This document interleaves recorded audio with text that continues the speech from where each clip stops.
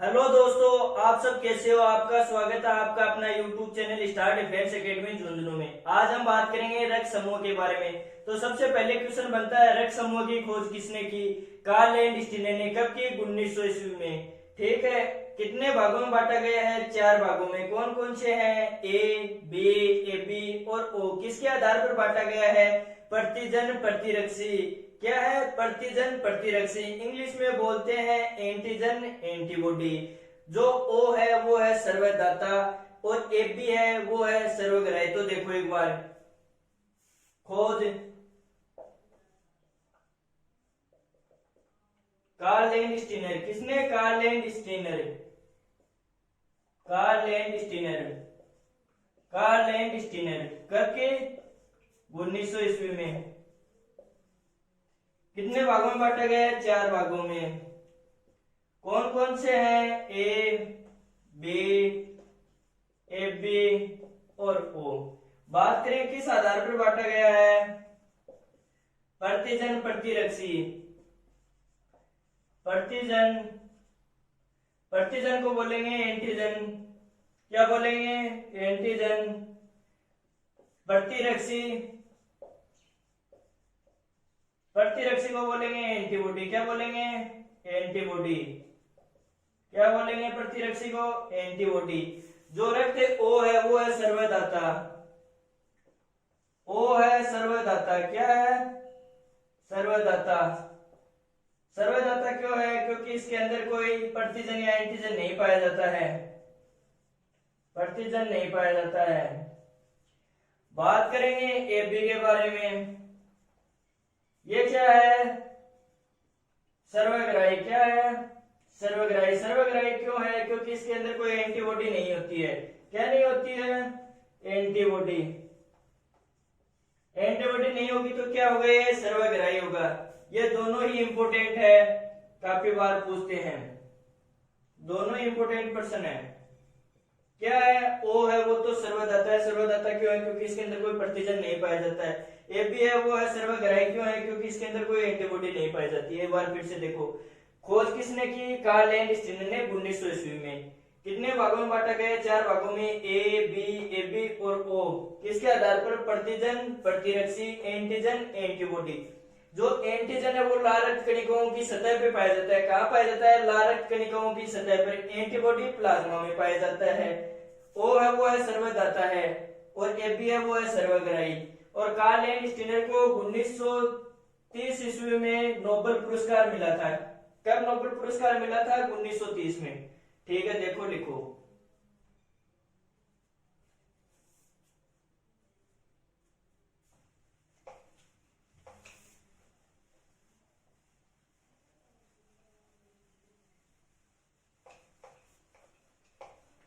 अब बात करते हैं रक्त सारणी के बारे में। किसके बारे में। रक्त सारणी के बारे में। तो सबसे पहले समूह या वर्ग। ए बी, ए बी और ओ। ठीक है। 4 हो गए। यहां लिखेंगे प्रतिजन या एंटीजन। प्रतिरक्षी। क्या। प्रतिरक्षी या एंटीबॉडी। किसे देगा। किससे प्राप्त करेगा। जो प्रतिजन है वो ओ को छोड़ के सभी में समान रहेगा। क्या है। प्रतिजन ओ को छोड़ के सभी में समान रहेगा। तो ए का प्रतिजन ए, बी का प्रतिजन बी, ए बी का प्रतिजन ए बी। ओ में कोई प्रतिजन नहीं पाया जाता है इसलिए यह क्या है। सर्वदाता। ऐसे आपको कंफ्यूज हो याद करने के लिए। जो दान कर देगा उसके पास कुछ नहीं बचेगा, 0 बचेगा। ऐसे याद कर लेना। क्या है। दान करने के बाद कुछ नहीं बचता है, 0 बचता है। ठीक है। तो क्या है। ओ सर्वदाता है। ठीक है। बात करते हैं प्रतिरक्षी की। जो प्रतिरक्षी है ए का बी होगा, बी का ए होगा। ये विपरीत काम करेगी। ठीक है। प्रतिरक्षी क्या काम करेगी। विपरीत काम करेगी। तो ए का क्या होगा।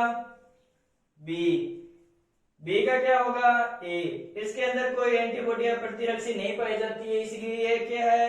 सर्वग्राही। क्या है। सर्वग्राही। और ओ के अंदर क्या है। A B. क्या है? A B. अब बात करते हैं किसे देगा। हमने ए की बात कर ली, बी की बात कर ली। अब ए बी की सारणी में बात नहीं की, ये ट्रिक है याद करने के लिए। ठीक है, ये ट्रिक है याद करने के लिए। तो देगा ए और ए बी। बात करते हैं बी में, तो बी में क्या होगा? B A B. और ए बी में क्या होगा? A B. और ओ में क्या आएगा? सभी आएंगे, ए आएगा, बी आएगा, ए बी आएगा और ओ आएगा। ठीक है, चारों आगे। अब बात करते हैं किससे प्राप्त करेंगे। ए बी की बात कर ली, ओ की बात करते हैं। तो किससे प्राप्त करेगा? ए ओ से। बी किससे प्राप्त करेगा? बी ओ से। और ए बी किससे प्राप्त करेगा? ए बी ए बी और ओ। और ओ किससे प्राप्त करेगा? ओ से। तो देखो ए ओ, बी को बी ओ, और ए बी में क्या आएगा? सभी, ए बी ए बी और ओ, चारों आ गए। और ओ में ओ आ गया। देखो फिर से देखो, ए का प्रतिजन ए होगा, प्रतिरक्षी बी होगा, किससे देगा? ए बी को। किससे प्राप्त करेगा? ए ओ से। ये ए का कंप्लीट हो गया। बात करते हैं बी के बारे में। बी का प्रतिजन होगा बी, एंटीबॉडी या प्रतिरक्षी होगा ए, इसका विपरीत होगा। और किससे देगा? B A B. किससे प्राप्त करेगा? बी ओ से। ये आपका बी कंप्लीट हो गया। अब बात करते हैं ए बी के बारे में। तो प्रतिजन क्या होगा? A B. एंटीबॉडी इसके अंदर नहीं पाई जाती है, इसलिए यह सर्वग्राही है। और किसे देगा? ए बी को। और किसे प्राप्त करेगा? ए बी ओ से। ये हो गई ए बी की। बात करते हैं ओ के बारे में। ओ सर्वदाता है, इसके अंदर कोई प्रतिजन नहीं पाया जाता है, इसलिए यह सर्वदाता है। एंटीबॉडी क्या होगी? A B. किसे देगा? A B O. ठीक है, और प्राप्त किससे करेगा? ओ से। अब बात करते हैं प्रतिशत के आधार पर। प्रतिशत के आधार पर भारत में जो ए वर्ग के हैं वो कितना प्रतिशत है? तो ये है 25। 25 को 4 बार जोड़ोगे तो 100 आएगा। 1 2 3 4, 4 वर्ग हैं, तो 25 को 4 बार जोड़ोगे तो 100 आएगा। सबसे अधिक है वो है बी का। कितना है? 35%, जो सबसे अधिक है। काफी बार पूछते हैं एग्जाम, काफी बार एग्जाम में पूछते हैं। किसका पूछते हैं? बी का और ए बी का। जो सबसे कम है, सबसे कम किसका है? ए बी का। कितना है? 10% है, जो सबसे कम है। ये दोनों ही इंपोर्टेंट है, 35 और 10 वाला। ऐसे याद ना हो तो आप एक चीज याद कर लेना, 25 में 10 जोड़ देना, 35 हो जाएगा। 10 किसमें जोड़ा? बी वाले में, तो 35 हो गया। तो इसका कितना होगा? 10। ठीक है, ऐसे याद कर लेना ट्रिक के लिए। इसमें 30 आएगा। ये दो ही है, 10 और 35। 35 किसमें? बी में सबसे अधिक है और ए बी में सबसे कम है, जो 10% है। जो 10% सबसे कम पाए जाते हैं ए बी वर्ग के पाए जाते हैं, रक्त के। ठीक है, और बी वाले कितने हैं? 35 वाले, जो सबसे अधिक वर्ग के बी के पाए जाते हैं। ठीक है, ये हो गई आपकी सारणी। देखो, लिखो इसको।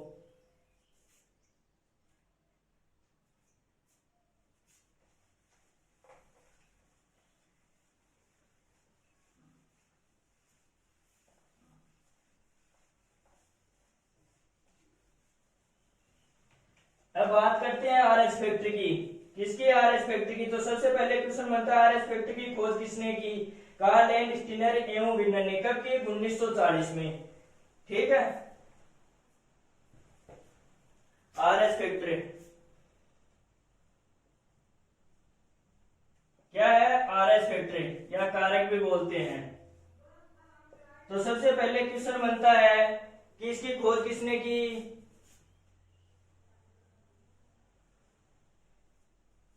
खोज कार्ल एंड स्टीनर व विनर ने। कार्ल एंड स्टीनर एवं विनर।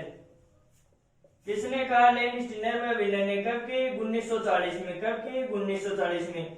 तो अगला क्वेश्चन बनता है कौन से जंतु पे खोजा गया? जंतु की बात करते हैं। तो कौन से जंतु पे खोजा गया? मकाका रिसस नामक बंदर।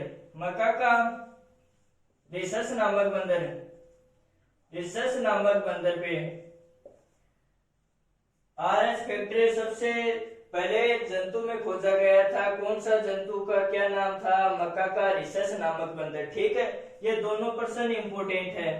ठीक है, अब बात करते हैं RH फैक्टर। जो पॉजिटिव होते हैं वो 93% है, जो पॉजिटिव होते हैं वो 93% है। अगर नेगेटिव की बात करें तो वो है 7%। कितने हैं? 7%। पॉजिटिव कितने हैं? 93, नेगेटिव है 7%। ठीक है, अब एक क्वेश्चन बनते हैं इंपोर्टेंट, वो बताता हूं आपको। देखो, अगर कोई पुरुष RH फैक्टर पॉजिटिव है और कोई स्त्री RH फैक्टर नेगेटिव है, पुरुष पॉजिटिव है, स्त्री नेगेटिव है, इन दोनों का विवाह हो गया, लो करवा दिया, करवा दिया। इससे जो फर्स्ट बच्चा होगा वो पॉजिटिव होगा तो वो भी जीवित रहेगा, लेकिन जो सेकंड बच्चा होगा ना वो मर जाएगा। क्यों मर जाएगा? क्योंकि अधिक मात्रा में एंटीबॉडी बन जाएंगी जो लाल रक्त कणिकाओं को नष्ट कर देगी। क्या कर देगी? जो लाल रक्त कणिकाओं को नष्ट कर देगी, आरबीसी को नष्ट कर देगी, आरबीसी को नष्ट कर देगी। इस क्रिया को क्या कहते हैं? इस क्रिया को एरिथ्रोब्लास्टोसिस फिटेलिस या हिंदी में बोलते हैं गर्भ रक्ताणु कोरकता कहते हैं। ठीक है, एरिथ्रोब्लास्टोसिस, एरिथ्रोब्लास्टोसिस फिटेलिस, फिटेलिस क्या बोलते हैं? Erythroblastosis fetalis. अब हिंदी में क्या बोलेंगे इसको? गर्भ रक्ताणु कोरकता, गर्भ रक्ताणु कोरकता। अब आपको याद कैसे करना है वो बताता हूं। एरिथ्रो फेंकने वाला, ब्लास्ट यानी ब्लास्ट हो गया, विस्फोट हो गया। एरिथ्रोब्लास्टोसिस फिटेलिस, फिटस यानी बच्चा हो गया। ये गर्भ रक्ताणु कोरकता को कैसे याद करोगे? कोलकाता से याद कर लेना, कोई कंफ्यूजन नहीं है। इससे एरिथ्रोब्लास्टोसिस फिटेलिस से क्या होता है? लाल रक्त कणिकाएं नष्ट होती है जिससे बच्चे की डेथ हो जाती है। इससे बचने के लिए हमें क्या करना पड़ेगा? एक इंजेक्शन आता है, एंटीबॉडी एंटी डी इंजेक्शन लगाते हैं, एंटी डी ड्रग्स से। ठीक है, एंटी डी ड्रग्स का उपयोग करते हैं। कितनी देर पहले करते हैं? 72 घंटे पहले। ठीक है, जो लाल रक्त कणिकाएं नष्ट होने लगती है, कौन से रोग से नष्ट होने लगती हैं? एरिथ्रोब्लास्टोसिस फिटेलिस से, या हिंदी में बोलते हैं गर्भ रक्ताणु कोरकता। ये काफी इंपोर्टेंट क्वेश्चन है, काफी बार पूछा जाता है। ये पूछ ले अगर कोई RH फैक्टर पॉजिटिव है पुरुष से और RH फैक्टर नेगेटिव स्त्री है, इन दोनों से जो सेकंड संतान होगी वो कौन से रोग से ग्रसित होगी? एरिथ्रोब्लास्टोसिस फिटेलिस, या इसको हिंदी में बोलेंगे गर्भ रक्ताणु कोरकता। इससे बचने के लिए एंटी डी इंजेक्शन का उपयोग करते हैं। या इसको ये पूछ लिया आपको आरबीसी नष्ट कौन से कारक से, RH फैक्टर से होती है नष्ट, तो आपको करना है पुरुष पॉजिटिव हो, स्त्री नेगेटिव हो, जो सेकंड बच्चा होगा वो इस रोग से ग्रसित होगा। कौन से रोग से ग्रसित होगा? एरिथ्रोब्लास्टोसिस से या गर्भ रक्ताणु कोरकता। ठीक है, कोई समस्या नहीं है, चलो इसको लिखो। फर्स्ट बात आती है जंतु की, मकाका रिसर्च बंदर पे खोजा गया था। ठीक है, खोज कार्ल एंड स्टीनर विनर ने 1940 में। देखो, लिखो इसको।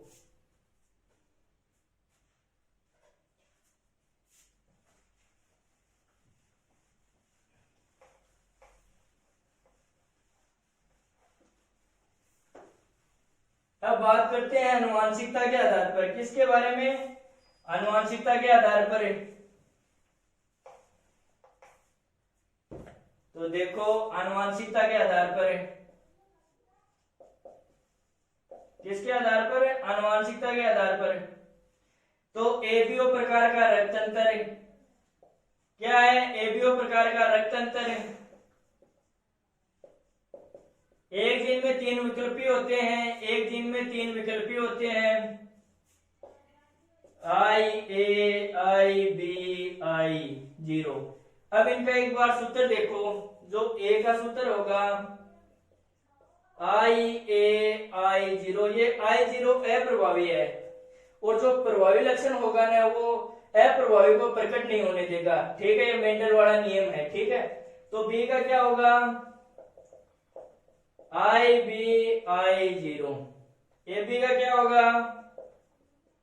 आई ए आई बी, इसमें दोनों आएंगे, ठीक है। और ओ का क्या होगा, आई ओ आई जीरो। जो आई जीरो है वो अप्रभावी है, जो प्रभावी लक्षण को अदर प्रभावी लक्षण है, जो प्रभावी लक्षण है वो अप्रभाविकता को प्रकट नहीं होने देंगे। तो देखो ए और बी, ए का सूत्र क्या है, आई ए आई जीरो, क्या है आई ए आई जीरो। बी का क्या है, आई बी आई जीरो। यहां अनुवांशिक वाला नियम स्टार्ट करो, I A I zero, I B I zero, इनका क्रॉस करवाओ आई ए आई बी के साथ, ठीक है। अनुवांशिकता के आधार पर ये क्या हुआ, आई ए आई बी। देखो आई ए का क्रॉस आई बी के साथ हुआ तो क्या हुआ, आई ए आई बी। ये किसमें है, ए बी में। किसमें है, ए बी में। कोई समस्या नहीं है। बात करते हैं दूसरे से, क्या करते हैं, आई ए का आई जीरो से, तो क्या होगा, आई ए आई जीरो, ये क्या होगा, ए का सूत्र है, कोई समस्या नहीं है। बात करते हैं आई जीरो आई बी, ये है अप्रभावी है, तो अप्रभावी है ना, जो प्रभावी लक्षण है उसको अप्रभावी को प्रकट नहीं होने देंगे, ठीक है, दबा देंगे कि बैठ जा, आई बी आई जीरो, ठीक है। अब एक लास्ट बच गया जो ये है आई जीरो या आई ओ भी बोल सकते हैं इसको। ये लो ओ का हो गया कंप्लीट, चारों हो गए, ये बी का हो गया। देखो ए का हो गया, बी का हो गया, ए बी का हो गया, ओ का हो गया, ये अनुवांशिक के आधार पर हो गए। तो दोस्तों ये वीडियो आपको पसंद आए तो इसको सब्सक्राइब जरूर करना। धन्यवाद।